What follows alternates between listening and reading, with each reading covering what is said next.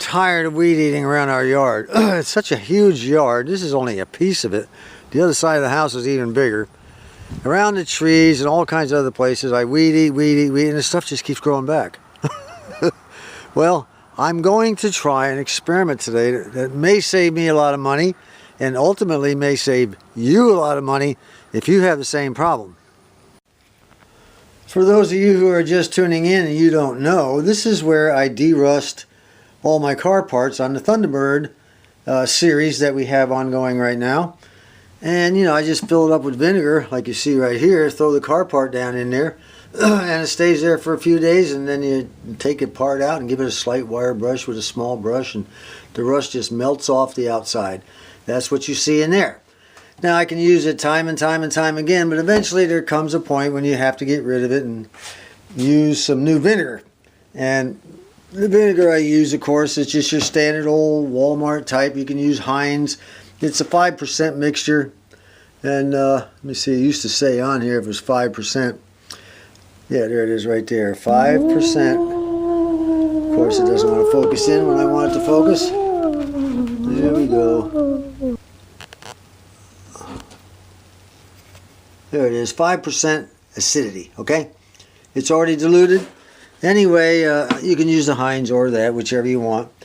Now, one thing I do when the vinegar is no good, I take it out and I just throw it in the yard because it's biodegradable, you know, and it's non-toxic. And I noticed it killed the grass.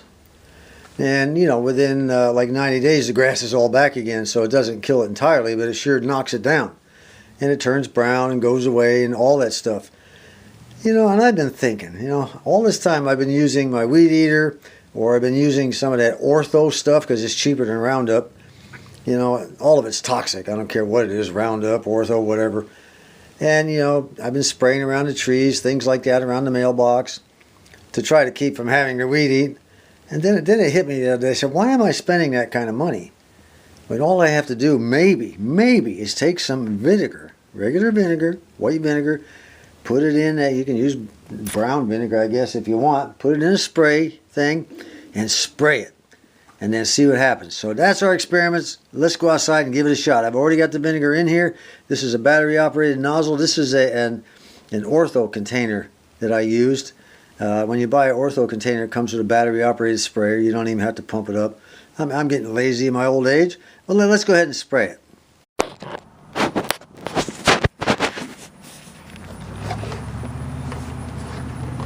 Alright, here goes. I'm going to spray along the front of the shop door here. Just going to give it a good healthy shot. And we'll come back in a few days and we'll find out how well it does. I'm going to spray all the way up to the concrete, up to that concrete pad over there. Let's see what happens. I don't know if I have to spray it deep so it goes into the ground, or can I just spray it on top of the grass itself. But I like this battery operated deal. By the way, when the batteries go dead, you can take it apart and put new batteries in it. So you don't have to kill yourself with that pumping crap. Man, I'm getting lazy. It's terrible, huh? Alright. Now, I'm not going to use all the vinegar. If it turns out it doesn't work, I'll put the vinegar back in the derusting vat. Man, I'm getting cheap in my old age too, you know. Alright. I'll spend a few more seconds going back the other direction. And we'll see you in a couple days.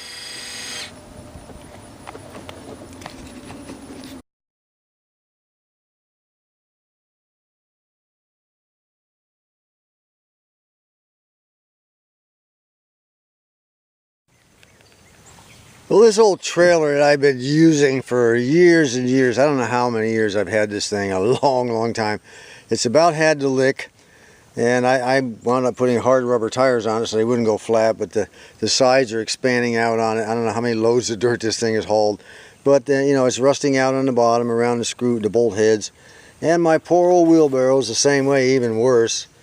And but you know, it's been getting me by. Why invest more money on something? This will do the trick for now. Anyway, our oldest grandson, a few days ago was my birthday.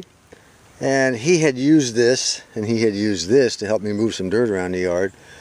And he did not like using these things. So for my birthday, here's what he brought me. This is the coolest thing. It's called a gorilla cart, and it's just so neat. This thing here, you can hook it to your lawnmower by pulling this pin, putting your lawnmower, the tongue on the lawnmower between there and putting the pin back in. You remove the handle while you're doing that. And it's got 4 wheels, easy as can be to roll. I just can't believe it. I'll probably have to wind up putting hard rubber tires on it though. Around this yard, there's so many pickers on the ground. I'll just wait until it happens and I'll replace them one at a time. But this thing here is you lift it and the whole thing tips up. You can dump the whole thing out, use it as a wheelbarrow. I just thought this was the coolest thing.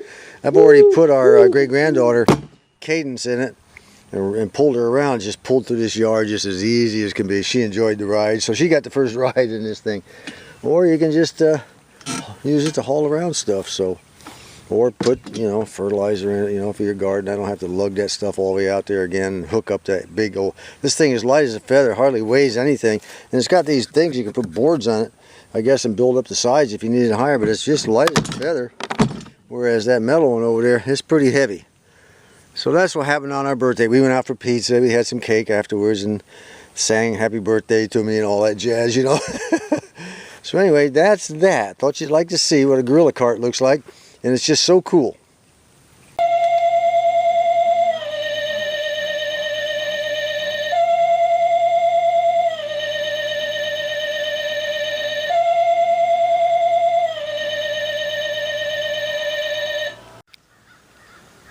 Even though it's almost November, within a couple of days, we're still getting flowers blooming down here. It's the strangest thing. These are our azalea bush. This is our azalea. We used to have a bunch of them along here, but this is the only one that survived. Doing pretty darn good for being almost November. That's the lone survivor, the lone ranger of the clematis plant. And we have a couple of these babies on our bush. You know, about 5 or 6 of them. They're kind of spread out real thin, but about the only thing missing here is a honeybee. I don't know what kind of bush this is. The wife once told me. Roadside daisies are not in short supply this year either. That's really neat. I don't know what they're really called. I call them roadside daisies. They're pretty slick. You've got some purple ones all blooming out. You know, any day the freezing cold weather could hit, and it's pretty chilly now, but not to the point where the flowers, I guess, disappear this year. Normally by now they've about had the lick. We've got quite a few of them.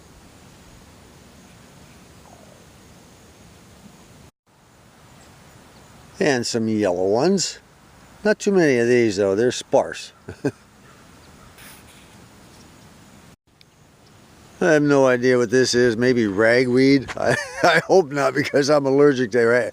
I don't have an allergy per se, but it does make me sneeze. Sometimes it gets so bad I have to go and get a shot. And that started about the age of 50. I never had a problem until then, but it's been a couple of years since I've had an attack. So I guess maybe I've overcome it. I don't know. If that is ragweed, I have no idea. I'm not into plants. Here's a big old bush that's blooming out, crawling on our neighbor's fence. I'm amazed this year how many flowers we still have out here. Here's a couple of live wires still hanging in there also. Kind of cute, purple and yellow. I don't know what that is either. These little purple babies, they just fascinate me. I don't know what they are. They're really nice. Got a really deep purple. I hope you're seeing that in the camera. Got just a pile of those everywhere. Just all over the place. And these, I don't know what they are, but they're really beautiful. Got a nice deep. I'm not seeing a whole lot of color in my camera on this, but this is a really deep, nice pink. I don't know what they are. These are fixing to bloom out here. I hope they get a chance to do that before the cold weather hits. And of course our little tiny white ones. They sort of just pop up sometimes here and there. I don't always see these. They kind of stay hidden down in the bottom. These yellow leaf things also add a lot of color to the roadside. Just an update for all our good subscribers. Old Tom here. He's having a wonderful time. Isn't this great stuff? This is fantastic. Is the radio working? Almost. Well, okay, almost. That means no, right? We're within a few weeks. Within a few weeks? This is week 11. Well, let me ask you this. Do you feel a little more comfortable when you look at the schematic now?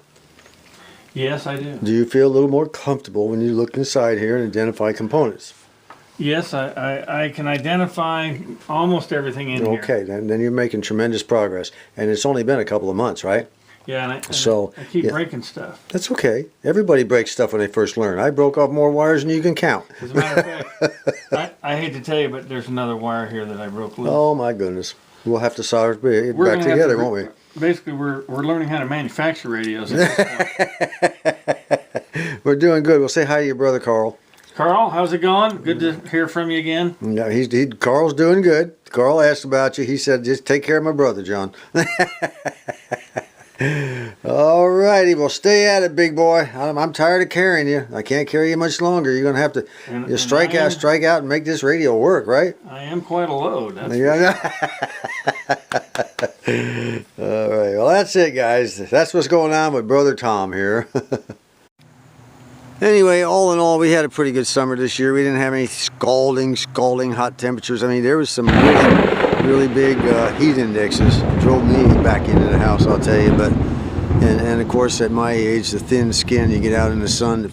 If it's 70 degrees in the sun, you feel like your skin's about to burn off. You know, that's one of the problems with growing old, guys, is that thin skin. Of course, some Americans have thin skin from the day they're born.